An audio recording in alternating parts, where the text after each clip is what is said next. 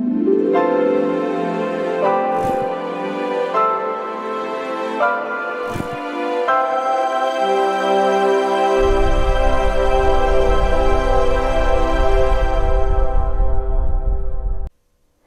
everyone, welcome to Barter Hordes. My name is Robert, and today is the finals, the last day of March Malt Madness.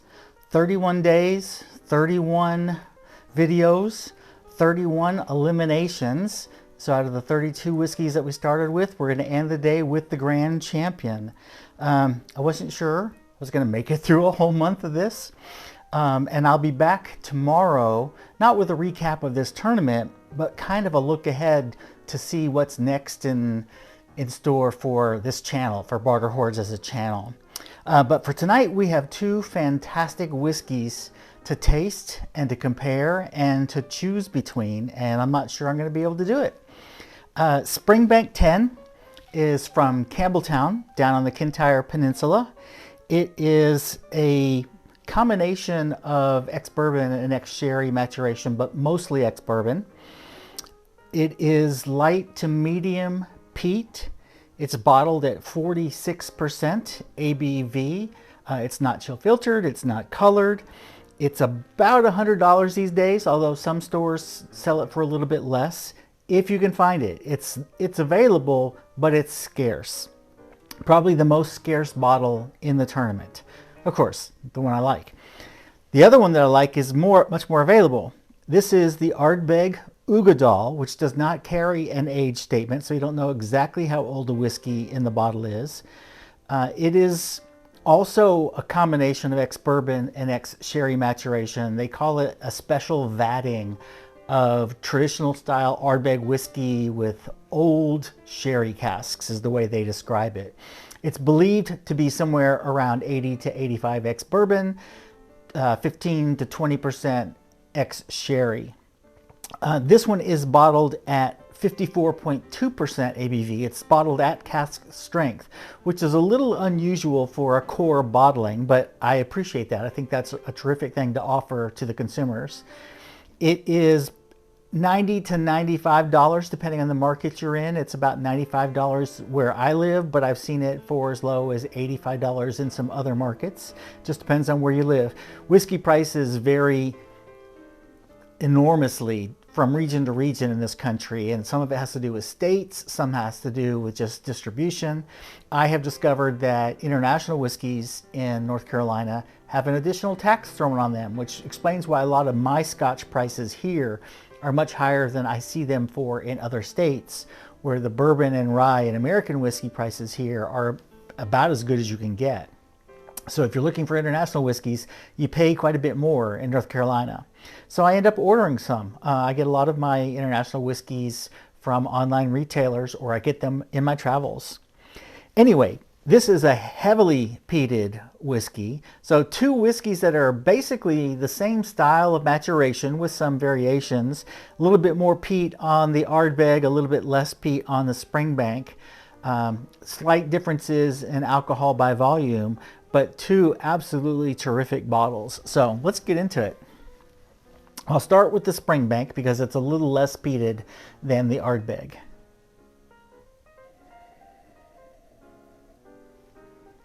Smells like a winner. But then again, so does this one. Definitely get the peat on the Ardbeg, but I also get some sweetness. On the Springbank, I'm getting more of what I would consider traditional bourbon maturation sweetness, vanillas, honeys, some fruits, but there's that Campbelltown edge to it. Some people call it a Campbelltown funk. And I think it's the combination of the peat and the coastal influence down there in Campbelltown. And if there are two places on my go-to visit list in the near future, it's Campbelltown and Islay. I've got to go to these places. I just have to. I've been to Scotland once, but it was many, many, many years ago, and it was on a concert tour, so my time wasn't my own. We didn't have very much time in any one location, and we were actually in England much more than we were in Scotland. So Edinburgh was about the extent of our touristy things. So I want to go back for a month or two and just visit distilleries and sites and just be an actual long-term tourist there for a couple of months and just soak it all in. But I have not been on a plane since before lockdown, and I'm not really anxious to get back on planes, to be honest. Between people's behavior and my health risks, I'm not really that fussed to be on a plane anytime soon. So it might be a year or two before I actually make my way over to Scotland. Okay, Springbank, do your magic.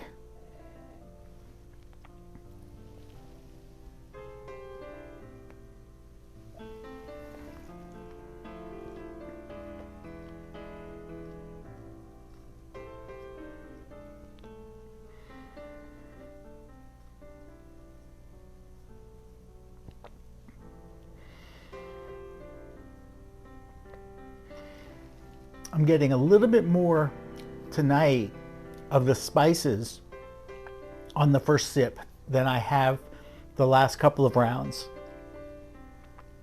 That could be a function of what I had for dinner. Who knows?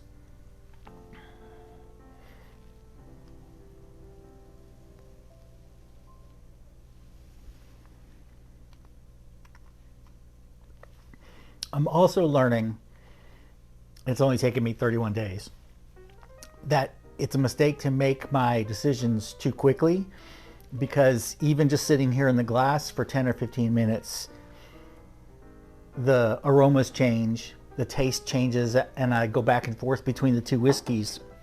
My experience of them changes. So I'm going to try to take my time tonight. It is the last night after all. We're crowning a champion. And I can't go wrong. Whichever one I pick, I'm right. Whichever one I pick, I'm wrong. They're both fantastic. And some people will tell me I should pick this one. Other people will tell me I'm nuts, I should pick this one. It's, you know, I can't really win or lose choosing between these two fantastic bottles.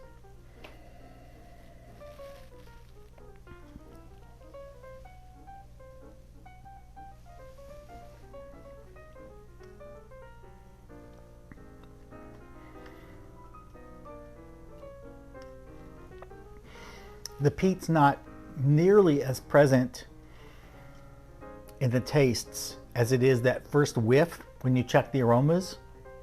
It's still there, obviously, it's not going anywhere, but it's not just a wall of peat, it's a layer of peat under which there's a lot of sweetness.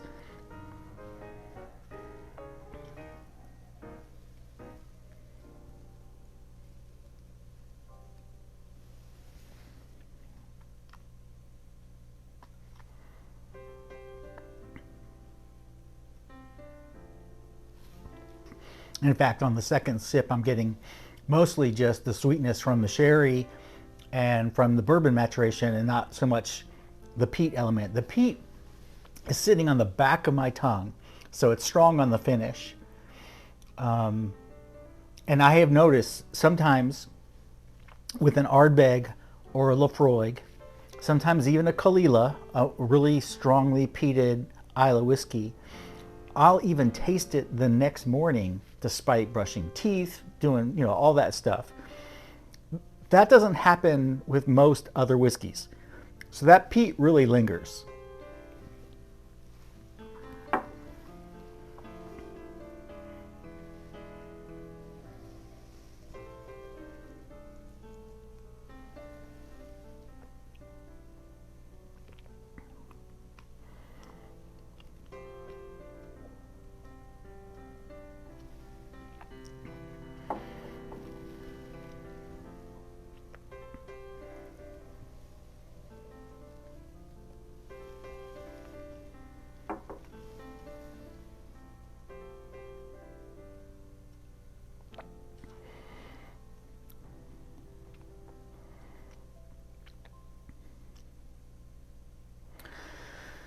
Okay, here we go.